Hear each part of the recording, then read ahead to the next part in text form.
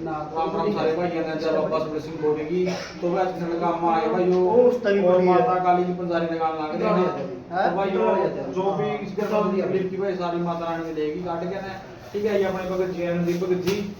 राम कर दो भगत जी राम सब सारे भाइयों ने भाई माता रानी की पंजारी ले हाँ भाई के कर्म गांव में आ रहे हैं और अपना भी गांव है भाई इसका ठीक है राजू भाई मेरे भाई देख दिक्कत ही थोड़ी ही कर्म है और सारा भाई ठीक ठाक है यही चाहा बाबा के भाई माता रानी ने भाई करना सुख शांति जय माता रानी जय बाबा सुबह सिंह बोल